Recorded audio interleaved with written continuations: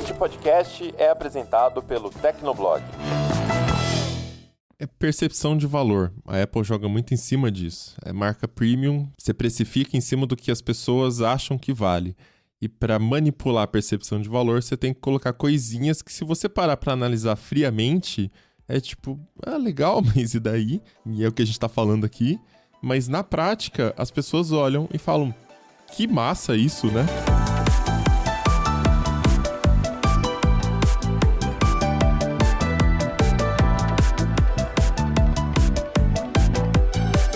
Olá, ouvinte! Seja bem-vindo! Está começando mais um episódio do Tecnocast. Eu sou o Thiago Mobilon. Eu sou o Paulo Riga. Eu sou o Tássio Veloso. E eu sou o Felipe Espósito. Os novos iPhones estão entre nós. A Apple revelou os modelos 15 e 15 Pro, que apresentaram poucas novidades, mas a parte boa é que pelo menos você não vai precisar levar 15 cabos diferentes toda vez que você for viajar. No episódio de hoje a gente comenta os lançamentos dos novos iPhones e também a nova linha do Apple Watch. Antes, não se esquece de dar 5 estrelinhas pro Tecnocast no Spotify, Apple Podcasts e segue a gente na sua plataforma preferida. Então aguenta aí que a gente já começa.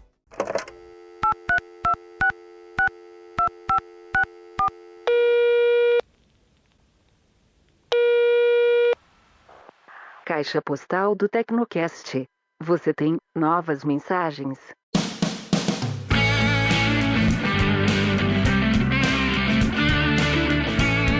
Caixa postal do Tecnocast, se você não quiser acompanhar com a gente, pode pular o episódio para 10 minutos e 59 segundos. Vamos lá, Paulo Riga, qual que é o primeiro comentário de hoje aí? O primeiro comentário é do Felipe Melani. Ele comentou lá na comunidade.tecnoblog.net o seguinte. Ele fala sobre o episódio das regras não ditas de etiqueta no Instagram. E o texto dele é assim. Uma rede social que até pouco tempo tinha a intenção de promover as relações entre família, amigos e conhecidos. Hoje, você é obrigado a interagir com o que o algoritmo quer que você veja. Você é obrigado a ver vídeos de pets com pessoas fazendo voz fina, crianças prodígio, dancinhas bobas, previsões da Márcia Sensitiva, frases da Ana Maria Braga, e você nunca seguiu a Ana Maria Braga e nem tem interesses nas frases dela. Quanto tempo de sobrevida tem o Instagram? Até pouco tempo atrás o Facebook reinava e hoje está falido, justamente por causa do tal do algoritmo.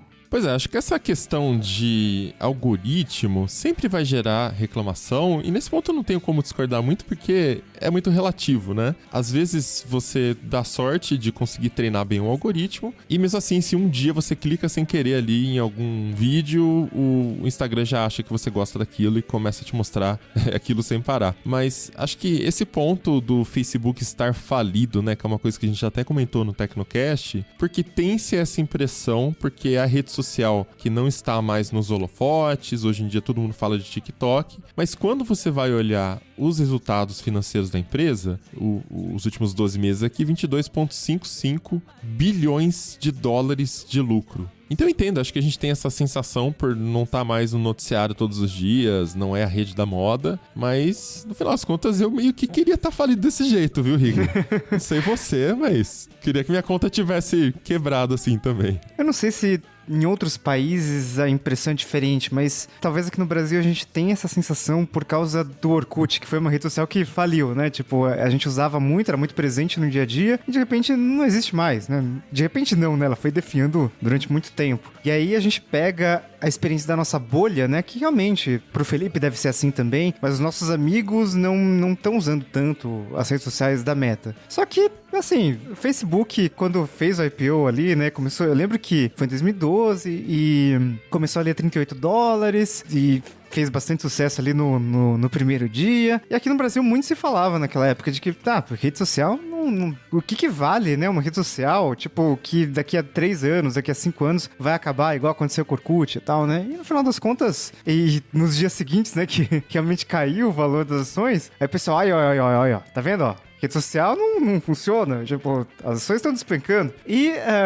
no final das contas, a gente tem uma empresa que, apesar de todas as questões ali do Mark Zuckerberg insistindo no metaverso e tal, que gerou um gasto ali e afetou os resultados financeiros, é uma empresa que chegou a ter um valor de mercado de mais de $1 tri, né, de dólares. Sim. e ainda vale muito. Então, não parece... Não tá falido, é uma empresa que tem... A receita só sobe. Em 2021 teve uma receita um pouco maior do que em 2022, mas é uma empresa, assim, bastante saudável, né? Tipo, se você for pensar que em 2021 ela teve um lucro ali de 39 bi, porra, tipo, pra comparar com coisas que realmente existem, cara, esse é o lucro da Vale, sabe? Tipo... É gigantesco, cara. Só pra gente fazer uma comparação aqui, ó, o número fechado do TikTok em 2022, a estimativa aqui, né, 9,4 bilhões de receita. O Facebook teve lucro líquido de 23,2 em 2022. Então, a receita do Facebook foi 125 bi. Quantas vezes mais do que a do TikTok, saca? Tudo bem que 22, ano fechado, né? Enfim, já tá um pouco diferente isso. Mas é isso, a gente tem que saber diferenciar o que é a nossa sensação de momento, porque uma coisa tá mais no holofote, do que é o dado cru de verdade. É isso, a hora que você olha o resultado prático, né? Ainda é um monstro e tá muito distante dos outros. Agora, se o outro vai passar e o Facebook vai morrer de fato, aí ninguém sabe, né? Tem que esperar pra ver de fato o que pode rolar. E apesar de todas as nossas impressões negativas de que ninguém mais tá usando, ainda é uma empresa ali que tem 3 bilhões de usuários ativos mensais. Então, continua lá, né? Quase metade do mundo usando. Então, acho que eles não estão tão preocupados como a gente poderia achar. Mas vamos seguir aqui, o próximo comentário veio pelo nosso canal do Telegram, @CaixaPostalTecnocast, se quiser mandar seu comentário, entra lá também. E é do Rodrigo, só tem o primeiro nome aqui, Rodrigo. Bora lá. Olá pessoal, tudo bem? Meu nome é Rodrigo. Eu tenho uma visão sobre tecnologia, talvez seja algo da minha geração ou ao mesmo tempo um reflexo da correria que a gente vive. Eu noto que eu sou meio avesso a certas tecnologias, por exemplo, eu não tenho smartwatch, nem quero ter, eu não tenho uma Alexa e nem quero ter, simplesmente eu não quero lidar com tantos itens de tecnologia a mais. Já tenho 34 anos e eu meio que tô nessa fase, não sei se vocês se identificam também. Olha, eu tenho uma sensação parecida com a do Rodrigo, mas provavelmente por motivos diferentes.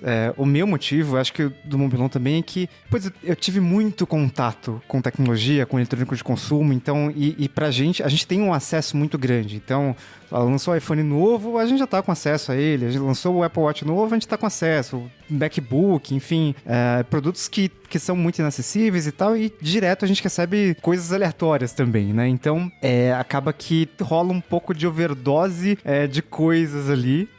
Algumas coisas são úteis e a gente usa na vida e tudo mais, e outras coisas acabam sendo dispensáveis.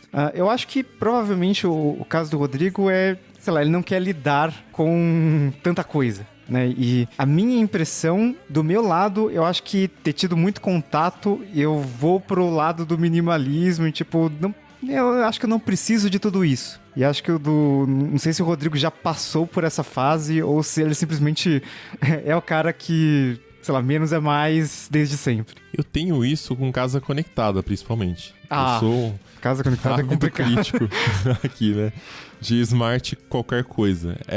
Não precisa, saca? Não precisa, não é prático. Só de gastar energia pra pensar em como é que eu vou configurar, qual que vai ser o padrão, qual que é a automação que eu quero fazer. Cara, isso é coisa pra você fazer graça no Instagram. Na prática, beleza, tem quem gosta, não quero soar como velho, né, chato aqui, mas não precisa. Eu acho que não precisa, saca?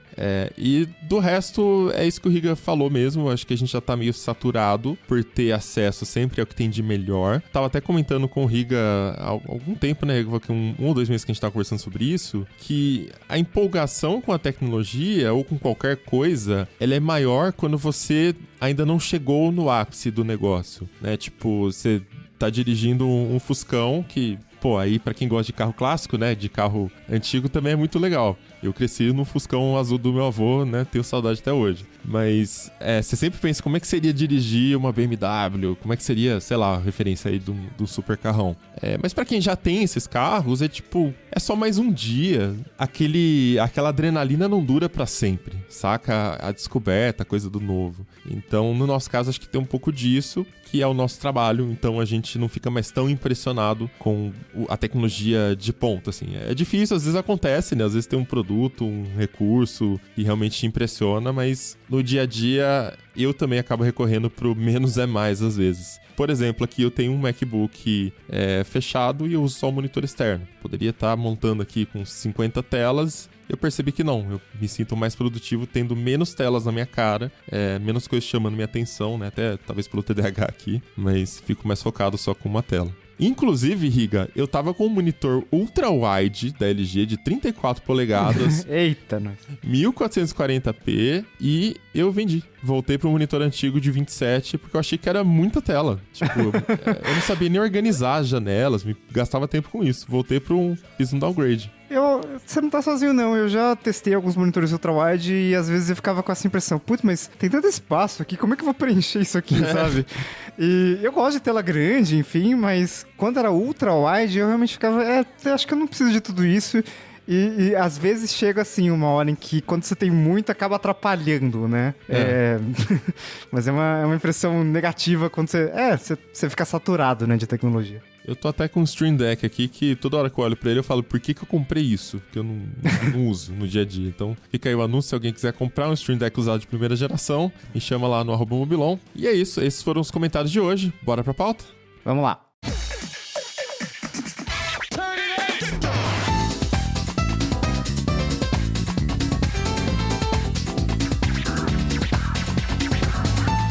No último dia 12 de setembro aconteceu o evento anual da Apple, onde ela costuma apresentar os novos iPhones, Apple Watches e outras coisas que vem ali no pacote também. Então esse ano a Apple apresentou o iPhone 15, a linha de iPhones versão 15, que conta ali com as duas versões de entrada, as duas versões normais e as duas versões Pro. O Taz estava lá no evento, então acho que a gente pode começar conversando um pouquinho sobre como é que estava a temperatura para esses lançamentos, né? Como é que foi a reação do público lá? E também, lógico, eu queria saber qual que foi a reação de vocês, se teve alguma coisa que chamou a atenção ali. Olha, o meu feeling é o de que, principalmente os jornalistas, né, eles já tinham muitas pistas do que seria apresentado por lá. Então, num certo sentido, não teve nenhuma surpresa, mas a Apple foi meio que confirmando algumas tendências que a gente já tinha visto, né? E aí o que o pessoal todo estava falando depois era que, bom, esse ano foi um ano de mudanças incrementais. Então,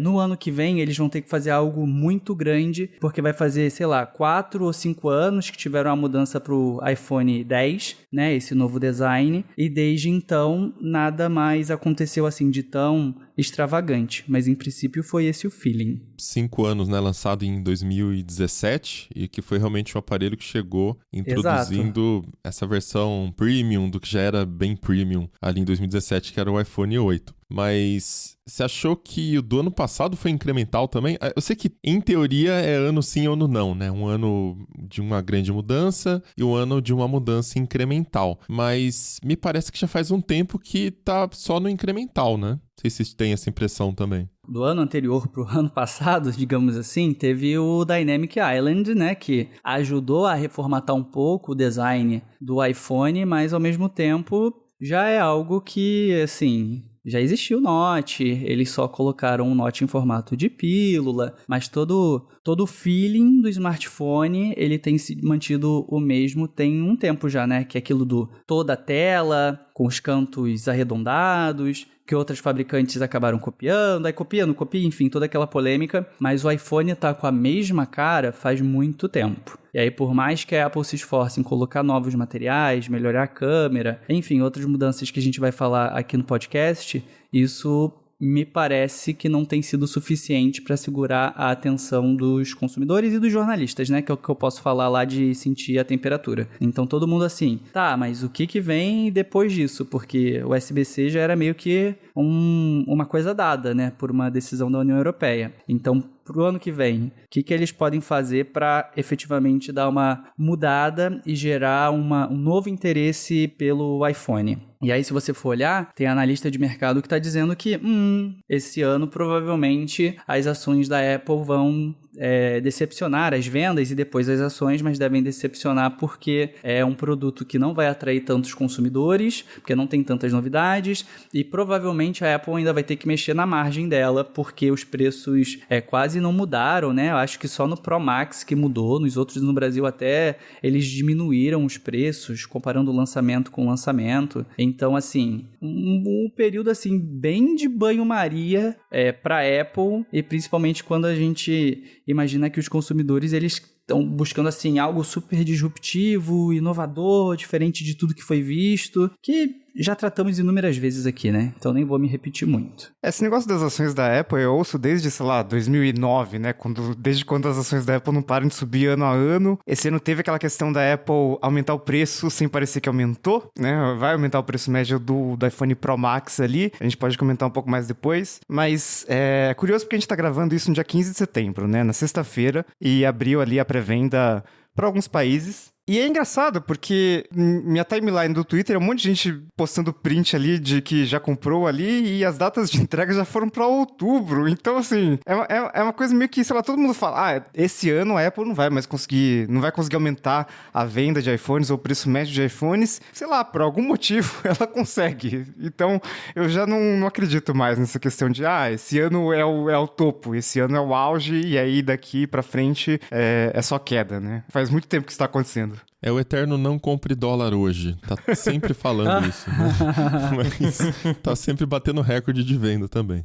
Eu sigo um analista, investidor também, se não me engano o nome dele é Josh Galloway, um negócio assim. Uma coisa que ele não faz é apostar contra as ações da Apple. Então ele sempre compra ações da Apple e fala, olha, esses caras, eles são muito bons em aumentar o valor da ação. Então, os analistas chegam e tal, mas explicam as coisas, e ele é bem respeitado, ele fala, eu continuo apostando em ações da Apple porque eles sempre dão um jeito. É mais ou menos isso que o Riga falou também.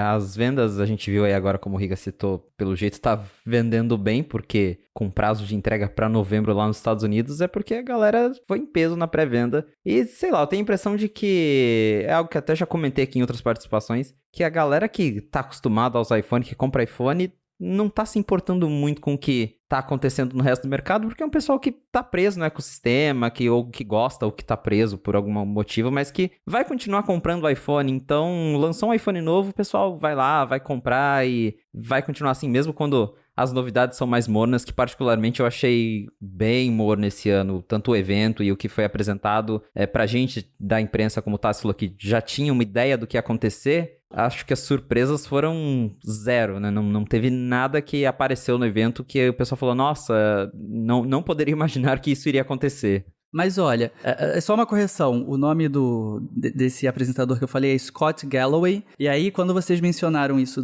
as pessoas estão encomendando e o prazo tá lá pro próximo mês, assim, não pode ser também uma coisa meio que fabricada? Do tipo, produz pouco, porque aí dá a impressão de que já vendeu tudo. Fila de balada, aí. né? Então... Estratégia fila de balada, pode ser. Bom, vamos dar um passo para trás aqui, falar um pouquinho dos recursos, que eu acho que vai ser necessário para a gente encadear essa discussão também dos preços, né? Vou tentar resumir bem rapidão aqui, tá? Então, os preços são... A partir de R$ 799, o iPhone 15 normal. E a partir de R$ 999, o iPhone 15 Pro. O iPhone 15 normal tem a versão Plus, como tinha no passado. E o iPhone 15 Pro, que começa em $999, a versão normal. E tem a versão Pro Max, que começa em $1.199. Ano passado também tinha essas 4 versões. A versão Pro Max começava em $1.099, ou seja, $100 a menos do que começa esse ano. Só que ano passado o armazenamento era 128 GB. Então a Apple diz que o preço foi mantido porque o iPhone desse ano começa em 256 GB.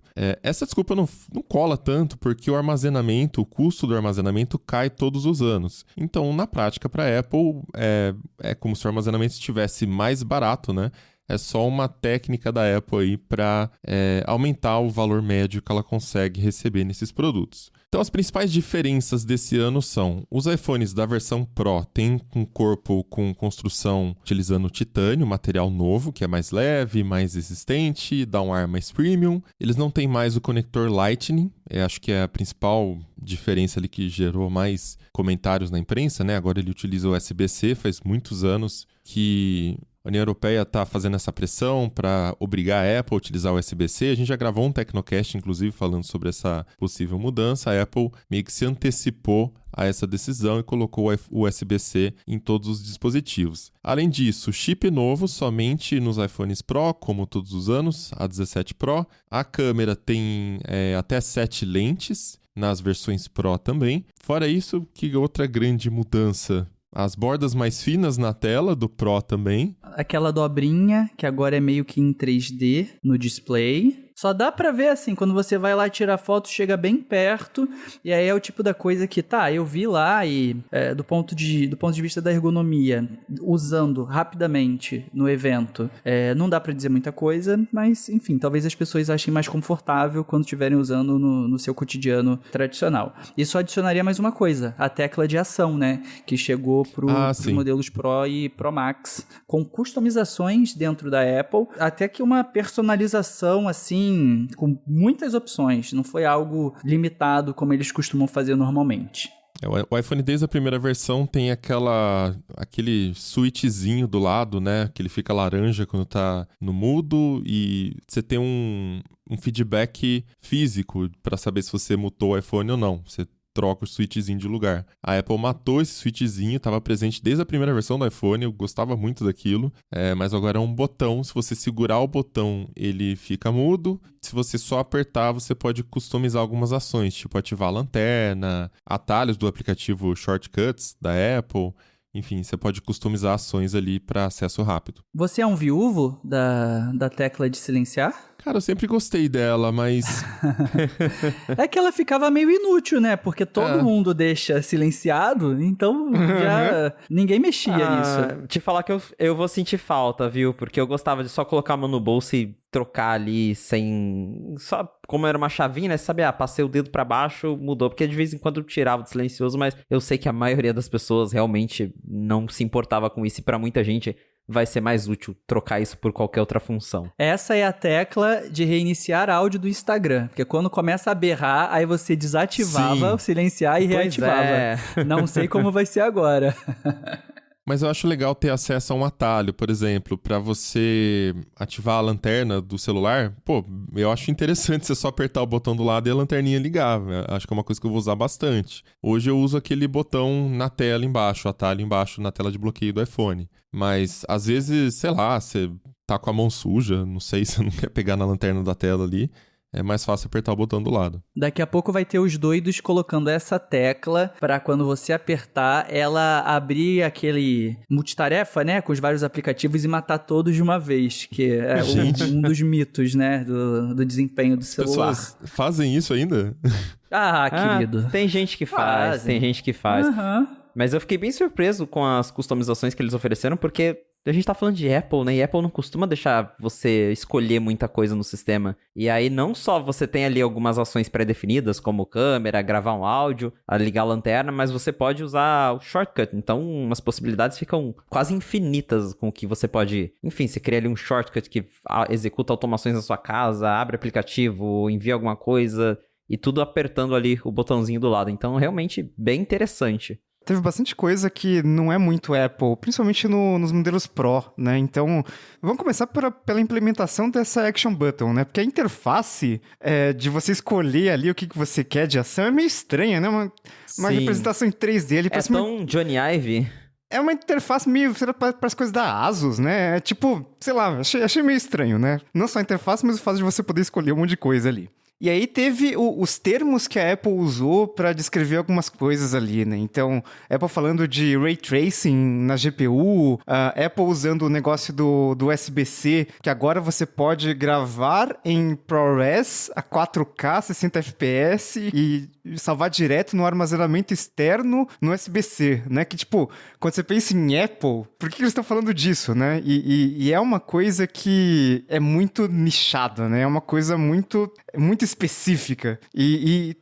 O aplicativo de câmera também, né? Aquilo que o Mobilon falou de até 7 lentes, é porque na interface ali do aplicativo de câmera, agora você consegue alternar ali entre 24, 28 e 35 milímetros, que também é uma coisa extremamente específica. Tipo, pessoas normais não sabem o que é uma distância focal de uma lente, né? No máximo, sabe o zoom de 1x, 2x ou meio x, né? E olhe lá, né? A maioria das pessoas deve só usar o gesto de pinça para aproximar ou...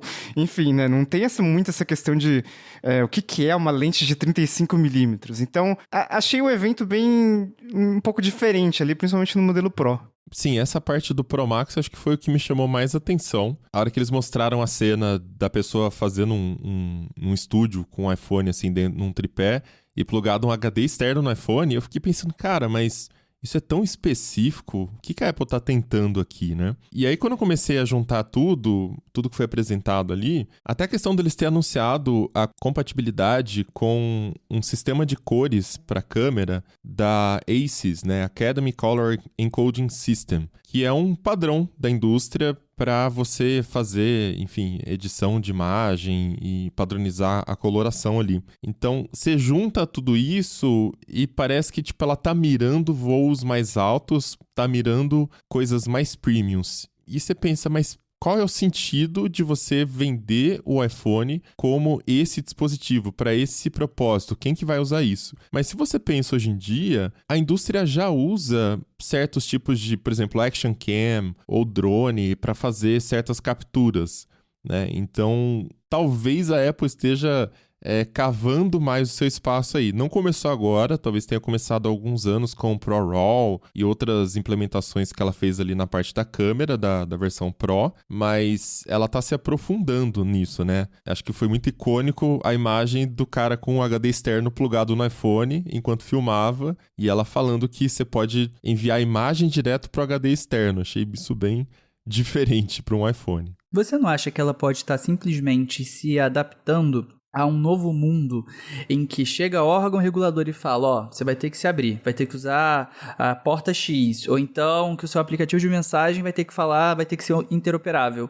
Quando ela faz esses passos, que são, como você mesmo disse, né, são coisas nichadas, então vai impactar pouquíssima gente, mas depois dá argumento pro Tim Cook ir diante da União Europeia e falar, não, mas ó, a gente fez isso, agora a gente tem o protocolo X, agora o nosso sistema de cores, ele segue o padrão Y, que é internacional. Eu não sei, para mim, eles estão meio que se preparando para esse momento de abertura. Não por quererem, mas por uma imposição que vem chegado com cada vez mais frequência. E no fim é aquilo, né? Não vai ser todo mundo que vai utilizar, então se abrir ou se não abrir, para eles, tanto faz pro negócio deles. Diferentemente, por exemplo, de uma discussão sobre abrir a App Store para, né, que existam outras App Stores. Aí é algo mais delicado e que não seria nichado, seria generalizado. Eu não sei, a minha reflexão está indo por esse caminho também. Sim. Mas acho que o que eu tô falando não exclui o que você tá falando. Porque eu não acho que é uma questão de se eles queriam ou não. Aquela coisa de, se a vida te dá limões, faça uma limonada, né? A Apple é meio que isso, beleza. Mas o que eu acho é que eles estão, há alguns anos já, mudando o posicionamento de marca do iPhone. Isso começou lá em 2017, com o lançamento do iPhone X. E ano a ano eles vêm mexendo na linha dos iPhones para empurrar para cima. Então, eu não acho que foi uma coisa casual eles colocarem o Pro Max de entrada por R$1.199 e 256 GB. Percebe que, primeiro, mudança de posicionamento de marca você não faz do dia para noite. Não é uma coisa que você simplesmente lança uma versão nova do produto e fala, tá aqui um produto novo, né? Você pode fazer, mas vai ser muito mais truculento ali, talvez, para conseguir vender essa ideia nova. E o Tim Cook, a Apple no geral, eles são muito bons. E em fazendo essa transição, é quase como uma onda, né? Quando ela começa a passar, ela tá ocupando espaços novos e ao mesmo tempo você vai vendo a cauda dela indo embora. E é meio que veio acontecendo com o iPhone, do lançamento do iPhone X. Você tem ali a introdução do iPhone Mini, por exemplo, a versão 12 em 2020, quando a gente começou a prestar muita atenção nisso aqui no Tecnocast, né? que, pô, é um modelo menor, e aí o modelo que era o normal tá $100 mais caro, o iPhone normal por $799. No 13 essa linha se manteve, no 14 já matou o Mini, e aí tinha só a versão normal a partir de $799, mas aí, peraí, temos a versão Plus agora. Então, mais $100 se você quiser. E as pessoas gostam de iPhones grandes. Só que no iPhone 14 já mudou também o discurso sobre o produto. Porque se até então você tinha um flagship com o chip mais novo do ano, a partir daqui a Apple já começa a se vender como o nosso chip é tão bom que até se você comprar a versão do ano passado, você tá melhor do que a concorrência. Então, tipo, olha como a gente é premium, é muito premium. Você pode comprar o chip mais antigo do ano passado e ainda assim você vai estar melhor. Então, você tá pagando $100 a mais do que era o preço normal. Você tá pegando um hardware do ano passado, o chip, pelo menos, né? Eles mudam outros componentes ali. E se você quiser uma coisa mais atualizada, o melhor que a Apple tem a oferecer, aí você tem que começar da versão Pro mesmo. E, de repente, o que a gente tá vendo agora é que até a versão Pro, ela tá empurrando mais para cima. Então, eu tô curioso para ver o que sai daí nos próximos anos. Se esse movimento é uma coisa pontual para absorver a inflação, essas coisas todas, ou se realmente a Apple continua nessa estratégia de tentar fazer a percepção de valor do produto ser mais alta para que o consumidor aceite continuar pagando mais, não pelo mesmo produto, né, mas pela mesma linha ali. Se a gente pegar historicamente, a Apple não divulga os números mais de vendas por modelo, como ela fazia no passado, mas a gente tem vários analistas que dão lá as suas estimativas de vendas. E, historicamente, o Pro Max, o modelo maior, o topo de linha, já há um bom tempo é o modelo mais vendido pela Apple. Então, quando eu vejo ela, por exemplo, tirando um modelo de 128 GB, já da versão que é a mais vendida, empurrando as pessoas para uma versão mais cara, acho que realmente é uma tentativa deles de aumentar o ticket médio, aumentar o lucro, porque tem o que o Mobilon disse de que o armazenamento ficou mais barato, mas ainda assim ela tá cobrando o mesmo que ela cobrava antes e agora empurrando, né, forçando as pessoas que querem comprar o modelo mais vendido a pagar ainda mais caro. Então, deve ter sim um pouco aí da questão da inflação que tá pegando lá fora, mas acho que boa parte disso é realmente a Apple maximizando os lucros dela ao máximo, com coisinhas pequenas como colocar o USB 3 só no modelo Pro, colocar câmera X só no Pro Max. Então, ela aproveita essas coisas para justamente convencer ainda mais as pessoas de que o modelo mais legal é o mais caro e tornar esse modelo mais caro ainda mais caro. E o Felipe, com isso, ele acabou de desmistificar uma das grandes coisas da Apple, que são os nomes dos produtos. iPhone 14 Pro Max, porque é o máximo de lucro que a empresa consegue ter. Ai, meu Deus. Teve outro sinal nesse iPhone 15 Pro, que foi o nome do processador, né? Porque até o ano passado, beleza, né? O Pro já tinha um processador mais atual e os normais ficaram com o processador da geração passada. Mas esse ano o nome do chip não é a 17 Bionic, é a 17 Pro. Supõe-se que em algum momento vai ter um não Pro, né? Vai ter um normal, vai ter um A17 Bionic. Então, talvez no ano que vem a gente tenha, sei lá, um A17 normal pro iPhone 16 e um A18 Pro, por exemplo, pro iPhone 16 Pro. Ou não, né? Ou a Apple faz esse esquema de valorizar o nome e coloca agora o chip Pro está no modelo mais barato. Mas Ficaria é um sinal estranho. de que... mas é um sinal de que, sabe, tá diferente. Porque é Bionic há muito tempo, né? Eu nem lembro qual foi o primeiro chip A Bionic, mas essa nomenclatura até... Eu lembro que era o A10 Fusion. O A10 Fusion, depois o A11 Bionic, que foi o do iPhone 10, se eu não me engano. Nossa. Não, e gente, biônico, what the fuck, né? Que tem a Não, ver? mas olha que interessante. A primeira vez que ela mudou o nome do chip foi quando ela começou a mudança para uma linha premium do iPhone 10. E agora, de novo, essa mudança. E repara que, tipo assim, tudo é pensado, não é uma ação isolada. Então você tem, de repente, uma carcaça de titânio. Tipo, titânio, cara, é a armadura do Iron Man, saca? Titânio. E aí você tem a 17 que muda para Pro, o nome do processador mudou. E aí, de repente, ele tem Ray Tracing em hardware. É a primeira vez que vai chegar lançamento de jogo de console para iPhone. Os jogos da Ubisoft, né? Assassin's Creed, Resident Evil, até o remake do Resident 4, que eu já fiquei com vontade de ter o iPhone 15 Pro só por causa disso, só para jogar Resident Evil ali no celular. Então, entendi. A Apple não dá ponto sem nó, cara. Ela tá indo para algum lugar com essa mudança toda. E eu acho que tudo isso, do lance do HD externo, do color grading, tipo, ela vai chegar em algum lugar ainda com isso. Eu acho que ela tá se movimentando. A onda ainda tá passando, saca? Ainda tem coisa pra vir aí. Os que os analistas falam, e aqui eu menciono, por exemplo, o Bayaluna, da GFK, se não me engano, ele bate muito na tecla sempre de premiumização, né, dos smartphones premium. Isso acontece no Brasil, mas sob a ótica eram celulares básicos, e a premiumização significa que os consumidores estão buscando mais os celulares intermediários agora, né, celulares ali R$1.500 a R$2.000. Agora imagine a premiumização da Apple, que já é o produto mais premium, eu acho que assim, de qualquer mercado, fora, sei lá, o smartphone de ouro do Messi, essas coisas assim. Já é a própria Apple. E aí, pela tese do Mobilon, ela fica ainda mais premium. Tá faltando o quê? Tá faltando, sei lá, o sistema DeX para você utilizar, né, sistema de computador no celular. Ou então, zero porta, né, que era um dos rumores, e que, inclusive, vários jornalistas, colegas que estavam lá em Cupertino, estavam falando, em 2024, finalmente vai ser sem USB-C, sem nada. Vai ser só o MagSafe.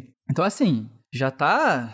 Falta pouco para eles conseguirem empurrar ou vender um smartphone com essa estrutura. E o curioso é que, tipo assim, foi que nem o Expósito falou, é o smartphone mais vendido. Porque, no final das contas, o consumidor que vai na loja, ele só quer o produto com garantia de que é o melhor. Tipo, não tô afim de pesquisar, nem, sei lá, tanto faz. Eu sei que iPhone é bom, me dá o melhor iPhone. E ele simplesmente vai continuar comprando o melhor iPhone se couber no orçamento dele. Então, ela consegue aumentar a percepção de valor do produto, tem mais recursos, tem mais coisas, mas são coisas cada vez mais nichadas. E talvez tenham um efeito de marketing, né? Tipo, olha, o iPhone é utilizado nos filmes ali pelos heróis, pelos bonzinhos, mas no dia a dia... Eu mesmo já me sinto assim e eu trabalho com tecnologia. Eu me sinto, tipo, eu tenho esse dispositivo na minha mão, ele é capaz de fazer N coisas e eu não uso metade, porque você não vai usar no dia a dia. São usos muito avançados, muito específicos, que, cara, você nem precisava pagar por tudo aquilo na prática. Quando a pessoa procura pelo Pro Max, a gente também tem que considerar que, no caso de usuários de iPhone, estão buscando longevidade, né? Porque é o equipamento que você sabe que vai durar 2, 3, hoje em dia já em média 3 anos, às vezes 4 no Brasil, então se deixar a pessoa passa 10 anos com o mesmo smartphone. E aí por isso que, a meu ver, também as pessoas acabam buscando o mais fodão, porque aí você fica mais tempo com ele sem ter que se preocupar. Não que o base não permitiria isso, né? Mas já que vai gastar, coloca um dinheirinho a mais, pelo menos no mercado americano, e aí você fica tranquilo por ainda mais tempo. Mas um outro ponto que vale citar também é que a gente tá falando isso tudo não como... até pra se proteger dos haters aqui, né? Não é que a gente tá batendo palma pra Apple por estar fazendo isso, porque como consumidor isso é ruim pro nosso bolso, no final das contas. Mas... esse tipo de movimentação afeta a indústria toda, não é só a Apple que vai se posicionar dessa forma, porque se houver um mercado e se as pessoas estiverem dispostas a pagar por esses produtos, pagar mais caro, o campo de distorção da realidade, a percepção de valor realmente for mais alta e funcionar, outras empresas vão seguir esses passos e também vão tentar se posicionar dessa forma. Na verdade, assim, quando a Apple começou com o iPhone X, a própria Samsung também deu uma boa mexida na linha dela, que é a principal concorrente, e também ocorreu essa premiumização dos smartphones da Samsung. A gente até gravou um Tecnocast na época, os novos Super Premiums. Agora a Samsung tá nessa estratégia com o Fold, ter um aparelho mais caro, porque ele tem esse diferencial, né? Mas, enfim, é uma coisa para ficar de olho, porque no final das contas, você pode tanto ter esses produtos ultra caros, ou sei lá onde que vai parar isso. Isso abre espaço para fabricantes se posicionarem abaixo disso e pegar a sobra, gente que não vai pagar pelos produtos mais caros, mas é ruim porque no final das contas, o topo da inovação, o processador do ano, foi pro produto principal lá em cima, muito caro. E se outras fabricantes resolvem seguir isso com os processadores da Qualcomm, por exemplo, aí no final a escadinha, a gente tá descendo a escada, né? E não subindo. O consumidor, você tem que pagar mais de fato para pegar a tecnologia melhor. A sensação que dá é que realmente as marcas em geral, não só a Apple, mas como você notou, né, a Samsung com os dobráveis, eles estão cada vez mais empurrando para ver até onde vai, né? Até onde o consumidor aceita pagar para ter a tecnologia mais nova, o chip mais novo, que antes chegava para mais modelos, agora essas poucas novidades que a gente já tem vão ficando cada vez mais restritas. Eu acho que as fabricantes de Android, elas vão jogar no que dá para jogar, né? Então, o processador é um pouco complicado.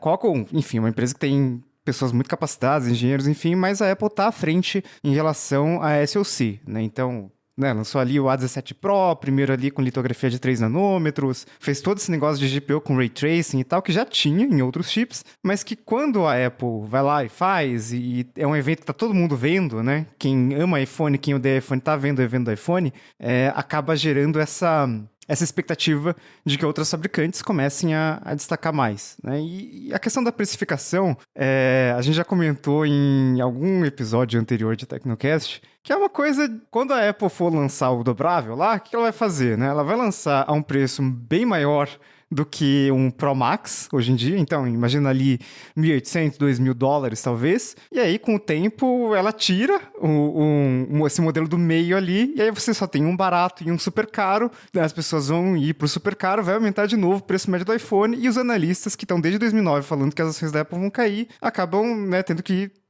explicar por que não caiu, por que a Apple conseguiu, né, ter faturamento maior com o iPhone de novo, né, que era uma coisa meio impensável. Você acha que ela tira o barato se lançar um acima do 15 Pro, tipo um dobrável? Não, acho que ela tirou do meio, assim. Então, imagina que agora a gente tem o iPhone 15 Pro Max, que ele começa em $1.199, mas tem as versões com maior capacidade ali, né? Com 1.399, 1.599. Tira essas versões aí, ou tira um modelo ali do meio, poderia fazer as pessoas pensarem, isso aqui tá bom pra mim, e deixa só um pouco dos extremos, né? Que é o que a gente sabe que vai acontecer, por exemplo, com o iPhone 16 Pro ano que vem. Então, o iPhone 16 Pro, provavelmente, a Apple vai fazer o que ela fez acho que lá pro iPhone 6 ou iPhone 7, que hoje tem 4 opções de armazenamento, né? 4 opções é muita coisa, né? 128, 256, 512 e 1 TB. Provavelmente ela vai tirar o de 256, e aí, né, continua começando ali em 128 e tal, mas você não vai mais poder comprar o de 256, você vai direto pro 512 e aumenta de novo o preço o preço médio do iPhone 16 Pro. Mas é uma coisa que, enfim, acontece todo ano, pra gente é muito ruim, e pra Apple, por algum motivo, eles conseguem, né, usar muito bem essas artimanhas para conseguir aumentar a margem de lucro de novo, né? Eu tenho a impressão que se ela fizer isso, ela corta embaixo, não no meio.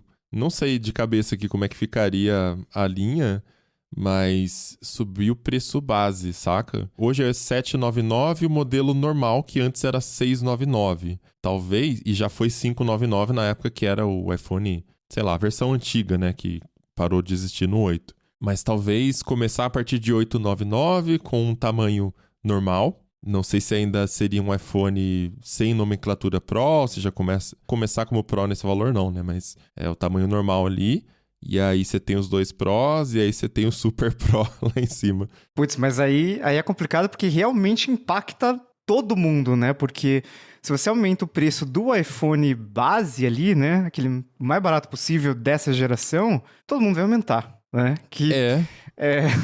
Na época do iPhone 10, beleza, né? Você ainda tinha um iPhone 8 que começava mais ou menos com o mesmo preço, e você tinha um iPhone 10 que começava em $1.000, que era um preço, nossa, pô, $1.000, né? No celular e tal.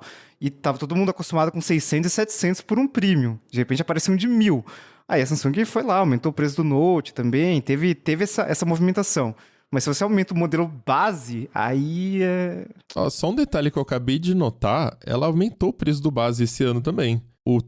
Ano passado, a linha de iPhone ficou à venda, né? Quando ela lança, ela barateia os anteriores e aí fica a linha completa ali de modelos. Ano passado, você tinha o iPhone 13 por R$599 e o 14 a partir de R$799. Esse ano, o 14 tá por R$699, então ela subiu $100 na versão do ano anterior, que fala, né? Tipo, a versão anterior subiu $100. Então, acho que nada impede em algum momento de acontecer isso. Subir a versão do ano para R$899, em vez de ter duas opções, só ter uma opção. E aí você tem que comprar o Pro, se você quiser um tamanho grande ou um smartphone mais premium. E aí, se você quiser um barato, você tem que comprar aí a do ano anterior de fato, né? Que como esse ano a gente pode comprar o iPhone 14 por $699, que tá $100 mais caro.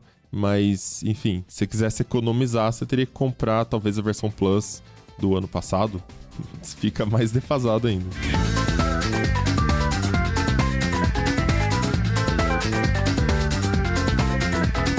Tem uma diferenciação entre os iPhones 15 e iPhone 15 Pro que é o USB-C. Os dois têm o conector USB-C ali, padronizado. A Apple falou, agora o USB-C de compatível, acabou a bagunça de cabos, como se não fosse a própria Apple que tivesse causado esse problema. Mas o iPhone 15, ele só suporta velocidades de USB 2.0, que é 480 megabits por segundo. E o iPhone 15 Pro é o que suporta as velocidades de USB 3.0, né? Que são alguns gigabits por segundo ali, até para vender aquele negócio de você poder gravar os vídeos em ProRes e salvar direto no HD externo, né? Que é uma coisa bem nichada.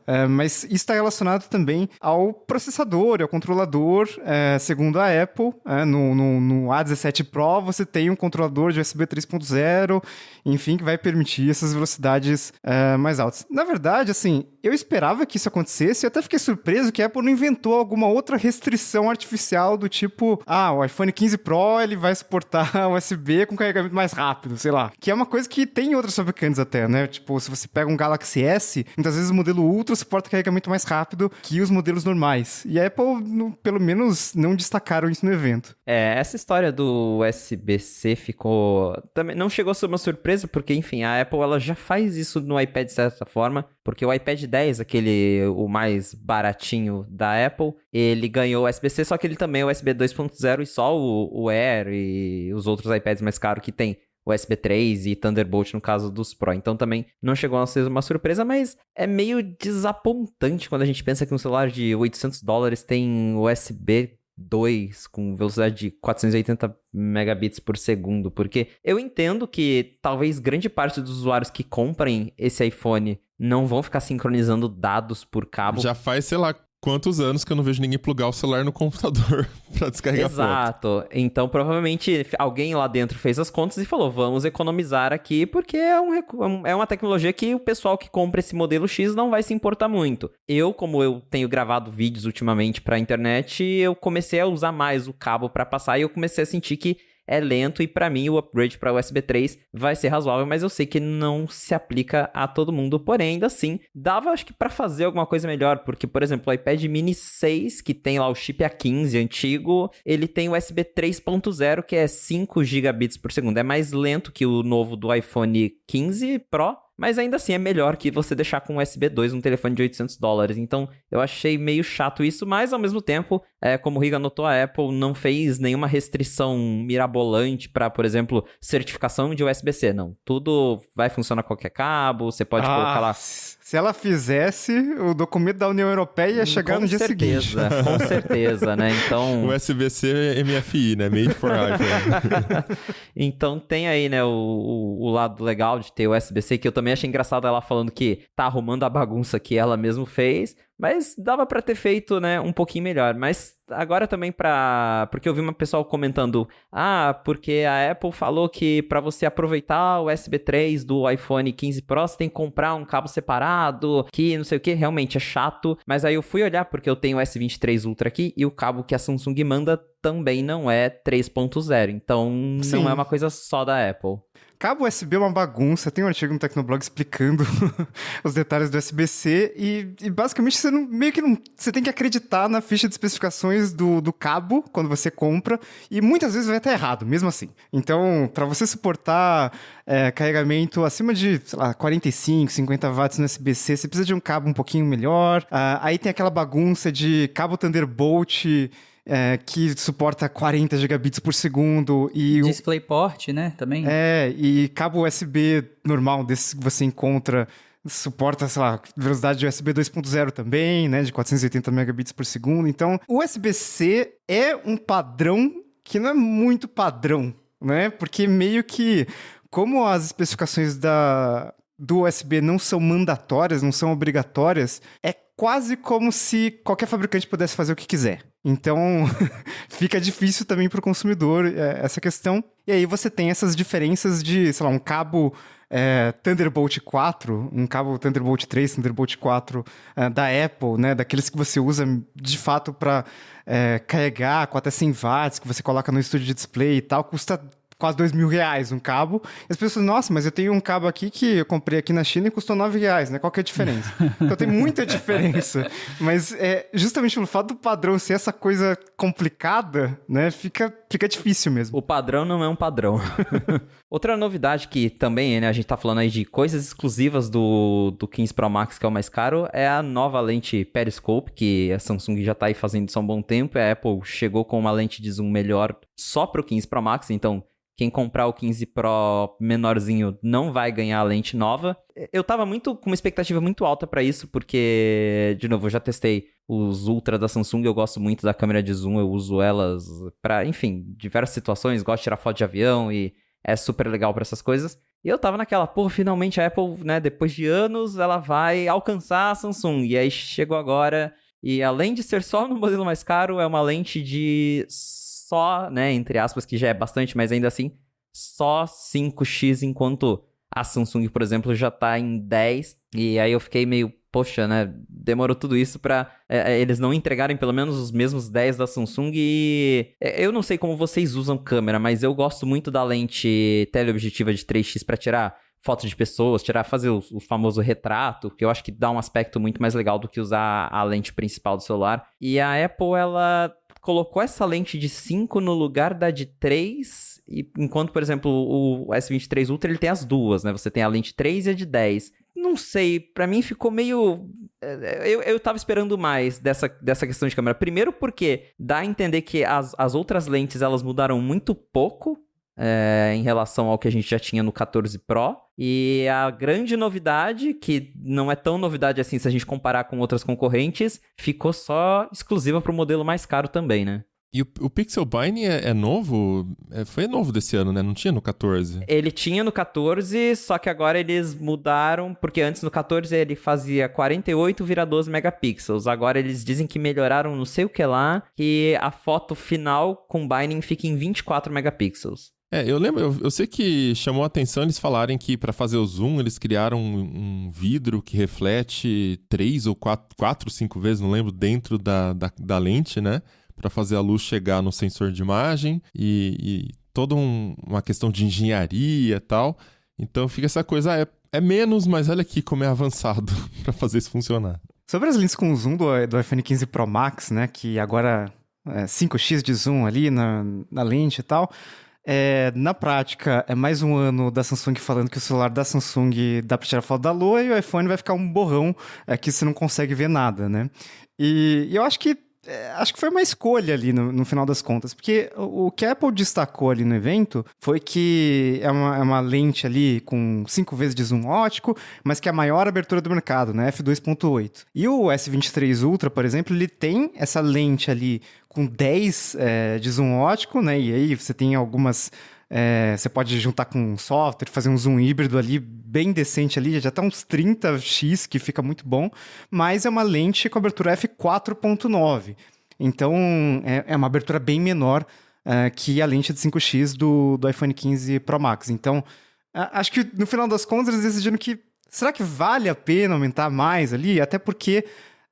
se eles aumentassem mais para, sei lá, uns 10x na lente telefoto, provavelmente ia ter que colocar uma câmera a mais, né? Na traseira do iPhone 15 Pro Max, porque você ia ter uma distância muito grande entre 1 e 10, e aí seria melhor ter uma intermediária para que, quando você tirasse uma foto ali com zoom digital com a lente principal, não ficasse tão ruim, né? Não ficasse tão pixelado, com baixa definição e tal. Então, acho que eles jogaram ali com o que deu pra fazer esse ano, talvez. Eu cheguei a ver lá, na área de demonstração da Apple, no Teatro Steve Jobs, e eles colocaram fotos, enfim, a mesma cena, né, ao mesmo momento, e as imagens feitas com mais variadas câmeras. E eu achei bastante interessante, porque dá para você ter uma noção aquilo da diferença dos milímetros, que é inclusive o tipo da coisa que eu acredito que o consumidor vai ter mais dificuldade de perceber, mas eles fizeram essa exposição, assim. E aí você começa a pensar em quais são as possibilidades desse novo smartphone. No caso do 5X, um ponto interessante é que funciona com o modo retrato e tinha gente com dúvida em relação a isso, então tá esclarecido, foi o que eu apurei por lá. Agora, o que eu quero ver mesmo, se melhorou em 2023, é o pós-processamento. Porque, gente, o iPhone 14, a situação ela é puxado. É aquele meme. Tava ruim, aí melhorou, aí piorou, e no ano passado piorou muito. Assim, chega num ponto que é bizarro, porque você aponta a câmera pra alguma coisa, tem lá o preview do aplicativo de câmera, e aí segundos depois vira um negócio completamente assim, aterrorizante. Então, eu não consegui testar lá em Cupertino para poder falar, mas, cara, eles têm que melhorar esse pós-processamento, porque do jeito que tá, ainda mais pelo preço dos produtos, né, pelo nível de promessa e de expectativa que se tem, não dá, não é, Felipe Espósito? Pois é, eu tenho criticado muito o que a Apple chama de Smart HDR, que é o conjunto de 1000 coisas que acontecem em segundo plano para processar a imagem. E é o que o Tassos disse, às vezes você tá vendo ali o preview, tá lindo, o céu tá de um jeito, você clicou a foto, sai tudo estourado, o céu tá com uma cor diferente, porque é o processamento que a Apple achou melhor. Só que, já que eles estão investindo tanto em, né, falar que o iPhone é Pro, que é para profissionais, acho que tá na hora já de ganhar uma opção para desligar todo esse pós-processamento e você tirar a foto realmente como você tá vendo e ignorar todos esses algoritmos que às vezes acabam fritando a foto, como eu costumo dizer.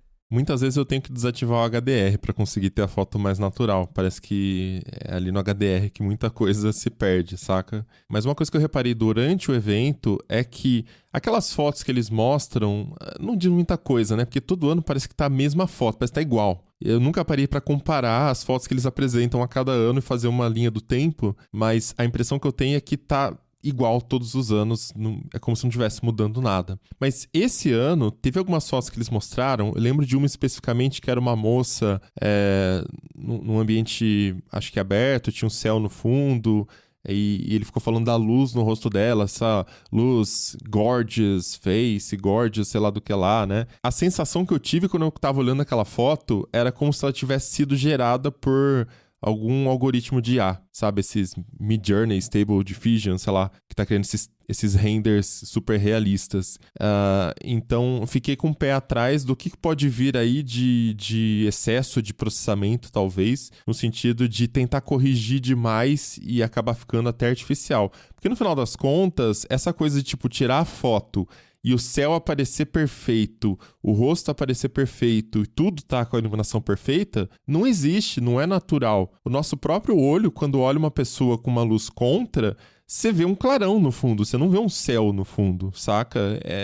É só o jeito que as coisas funcionam. O seu olho precisa fechar a íris para capturar só a parte que você tá focando e aí o fundo acaba ficando estourado para sua vista também. A gente não repara nisso porque, obviamente, a gente está olhando para um ponto específico, o assunto da foto, e não o assunto da vida real, no caso, né? E não o fundo estourado. Então, eu acho que conforme a gente vai criando fotos que fiquem muito perfeitas, também pode causar essa estranheza, saca? Essa coisa que até no episódio de Deepfake, né, Rica, que a gente gravou, tem esse termo já cunhado dessa estranheza que você tem, tipo, porra, parece que tá certinho, então por que tá estranho, né? Sim. Acho que foi meio que isso que eu senti. E é curioso, né, como o mundo muda, né, porque até uns anos atrás, a fama da Apple em imagem, tela e câmera no geral, era que os iPhones eles tinham essa pegada um pouco mais realista e que outras marcas, tipo Xiaomi, Samsung, Google, né, com o Pixel, eles tinham essa questão um pouco mais de artificial para foto ficar bonita, porque a realidade não é tão bonita, né? Então, se usam algoritmos, a gente bota uns algoritmos ali para deixar o céu, um céu super bonito, azul e tal. Só que, né, nesses últimos anos a Apple tem pesado a mão nesse pós-processamento e todo mundo tem notado essas coisas assim. Então, é interessante como muda e faz pensar que, sei lá, no iPhone 20, a lente da câmera vai ser só para identificar o que tem, né? Mas a foto ele gera por IA mesmo e dane-se, né? Não usa a imagem do sensor. Gente, mas a questão é que se melhorasse, tudo bem, só que tá piorando as fotos. Isso que eu acho mais louco. Elas estão, assim, algumas são inutilizáveis já. Então, não, eu tô falando assim, a impressão que eu tive de uma imagem que eles mostraram no evento. Do Keynote. Então, tem que ver na vida real como é que vai ficar, se confirma isso, né? Mas no evento, a imagem que foi apresentada, eu olhei e falei, cara, mas tá esquisito isso, parece um algoritmo de IA isso aqui, não parece uma pessoa de verdade. Vamos ver no mundo real como é que ficam os testes. Quem é de verdade sabe quem é de mentira.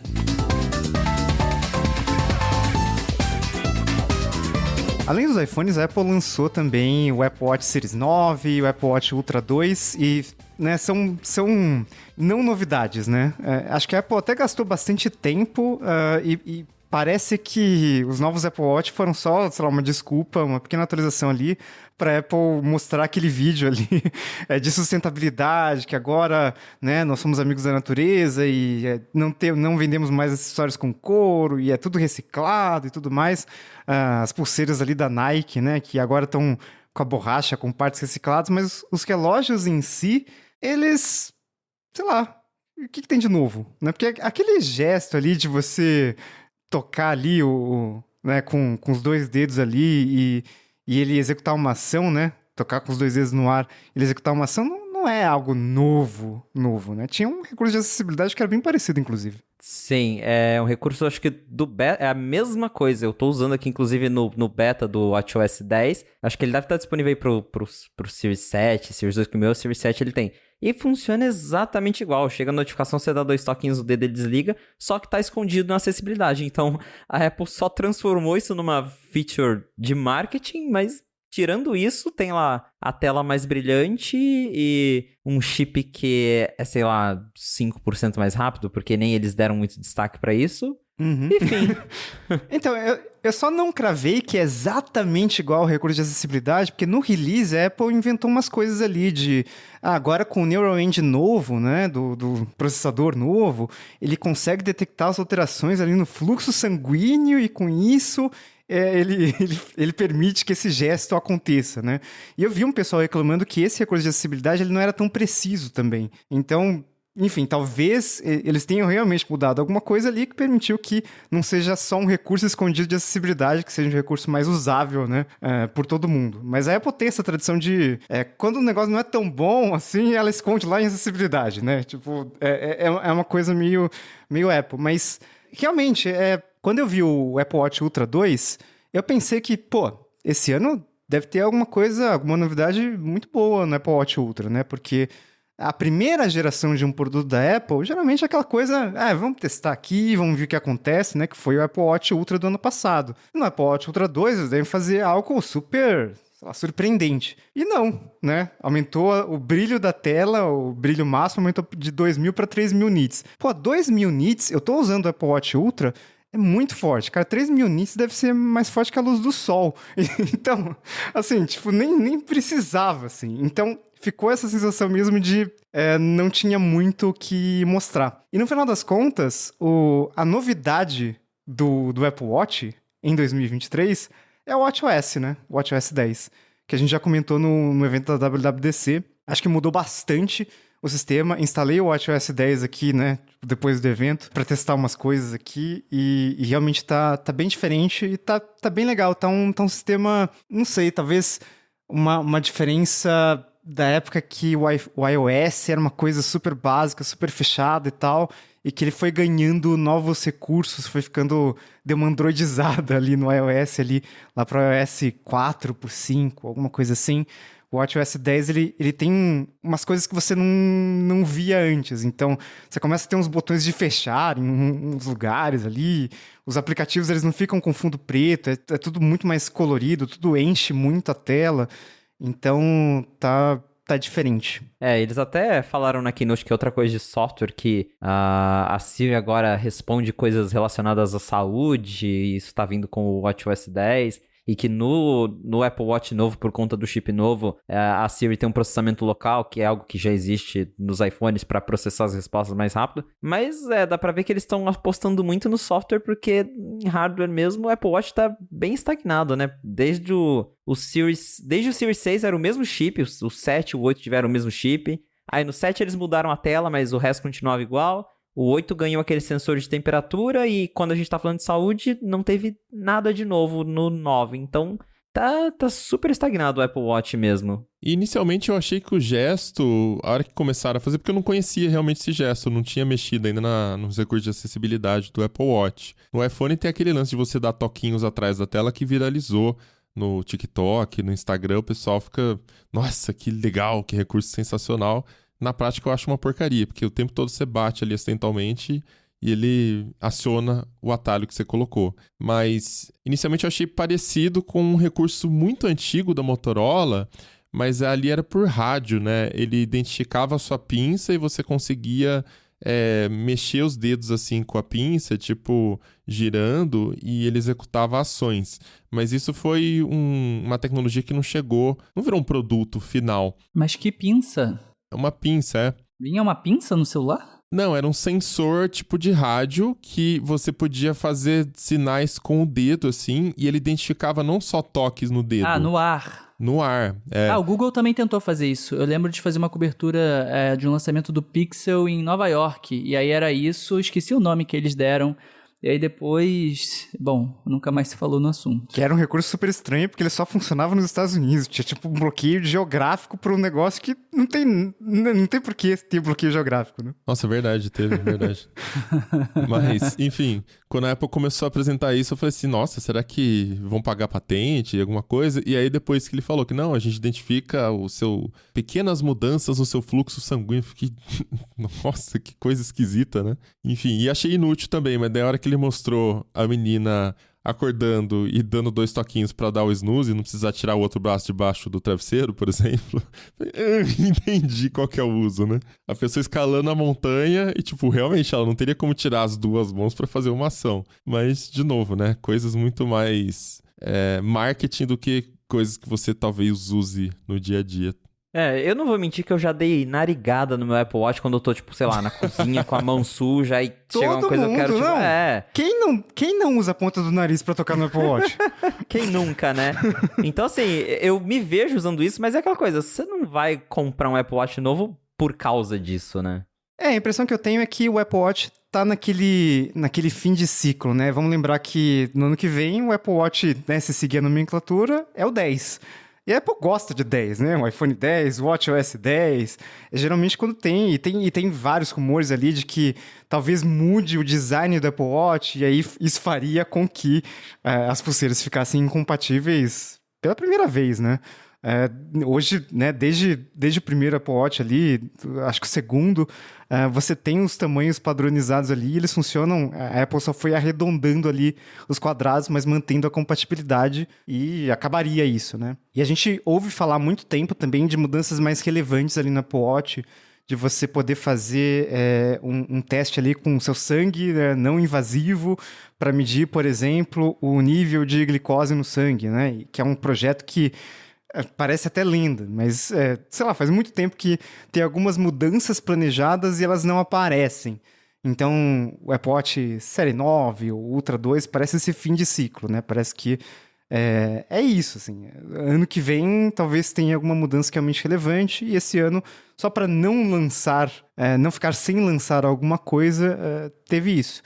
Para além da visão técnica da coisa, o que eu achei curioso na parte lá do gesto é a estratégia de comunicação da Apple. Porque conforme a gente já comentou, isso já existia. Mas agora eles colocaram e daquele jeito bem Apple mesmo, né? Dizendo que é mágico o negócio, que você, sabe, não precisa encostar em nada, assim. E, cara, é isso. Esse é o tipo da coisa que eles fazem, eles são storytellers, e aí colocam no Keynote, e algumas pessoas vão ter uma visão mais crítica, ou no Keynote, ou ouvindo podcast, enfim, vão se informar, mas muitas outras pessoas vão simplesmente embarcar nisso que eles vendem, e que os permite serem premium, e que também gera lá no brand awareness, né, no reconhecimento da marca Apple como a marca mais valiosa do mundo, porque eles fazem isso muito, muito, muito bem. Ah, com certeza. Até porque, assim, a gente tá falando aqui, o Recruit tem lá na acessibilidade, mas quantas pessoas vão no menu de acessibilidade procurar isso, né? Então, realmente, pro público mais geralzão, ter isso como uma feature padrão faz diferença, vamos dizer assim. É percepção de valor. A Apple joga muito em cima disso. É marca premium, você precifica em cima do que as pessoas acham que vale. E para manipular a percepção de valor, você tem que colocar coisinhas que, se você parar para analisar friamente, é tipo, legal, mas e daí? E é o que a gente tá falando aqui. Mas na prática, as pessoas olham e falam, que massa isso, né? Isso vale o meu dinheiro. E é isso, a pessoa não pensa. Simplesmente você não para pra pesar o que você tá levando, saca? Não é tipo assim, eu vou comprar aqui esse salgadinho porque vem 50 gramas a mais do que aquele ali e custa, sei lá, a mesma coisa. Não, isso é a percepção de valor da marca. E a Apple, enfim, sabe fazer isso muito bem. A gente tá vendo aí nos resultados. E é uma estratégia que a Apple usa há muito tempo, de você fazer um lançamento geracional ali mais progressivo. Então, uma pequena novidade aqui, outra pequena novidade ali, ano, né, entra ano, passando, tem pequenos incrementos, e aí, quando você vê num horizonte de 5 ou 10 anos, realmente teve muita diferença, mas é algo que você não percebe tanto, assim, de um ano para o outro, né, diferente de a estratégia Xiaomi ou a estratégia Samsung em alguns momentos. Acho que a Samsung está um pouco mais nessa fase mais incremental, até pela situação do mercado de celulares, né? Que deu uma estabilizada mesmo. Mas essas fabricantes, que não a Apple, tinham essa questão de você lançar algo muito diferente, muito novo e que às vezes era abandonado na geração seguinte, né? Que tinha muitas rupturas ali com a geração passada ou com a próxima geração. E a Apple geralmente costuma fazer essa coisa mais incremental, traz essa sensação no final das contas, né, depois de algum tempo analisando, que realmente mudou bastante e tal. Se você pega o Apple Watch 9 e compara com, sei lá, o 5 ou 4, no final das contas você vai perceber que teve bastante diferença, né? Até nos tamanhos, na tela, enfim, tudo. Mas de ano a ano é aquela coisa meio... E daí? Né? Tipo, o que mudou? Mas vamos ser sinceros que Apple Watch não é para mudar todo ano de qualquer forma, né? Sempre foi desde o primeiro ali, é um produto com um ciclo de vida um pouco maior ali. O iPhone, ele traz... Todo ano ele traz um pouco esse negócio de querer mudar, né? Pelo menos a cada 2 anos. E o Apple Watch tinha um ciclo de vida um pouco maior. Então é isso, vamos chegando ao final de mais um episódio do Tecnocast. E aí conta pra gente, você pretende trocar de aparelho já? Ou você achou que os lançamentos não estão valendo a pena ainda gastar dinheiro agora com isso, né? E comenta também o lance da precificação, se você acha que é uma tendência e que nos próximos anos a gente pode ver aí o mercado subindo o preço de tudo, meio que seguindo essa coisa. E espero que não tenha ninguém ouvindo a gente das empresas, né? Se tiver ouvindo é uma má ideia, não façam isso. Mas enfim, ouvintes, mandem seus comentários para Caixa Postal Tecnocast lá no Telegram, nosso canal. Você pode mandar uma mensagem de voz de até 1 minuto, ou também pode mandar uma mensagem de voz pelo WhatsApp. É só pegar o link do nosso canal, do nosso grupo, tá lá no post deste Tecnocast. Se quiser continuar o papo com a gente, em todas as redes, eu sou @mobilon. @Paulo Riga. @Tassius, THASSIUS. E @Felipe.Expósito. E se você não acompanhou todos os lançamentos, teve uma cobertura completa lá nas redes sociais do TB. Só seguir o @Tecnoblog no Instagram, @Tecnoblog no YouTube. Tem vários conteúdos lá, né, Tass? O que tem de bom do evento, direto de Cupertino? A gente fez as primeiras impressões logo que acabou lá o Keynote. Eu já corri, gravei diretamente do Steve Jobs Theater e também prestigiem o Hands-On, as primeiras impressões. A gente vai destrinchando daí em texto alguns pontos dos novos produtos. O convite está feito. Maravilha, esse Tecnocast vai ficando por aqui. A gente volta com outro semana que vem. Até lá. Tchau. Bye. Um abraço.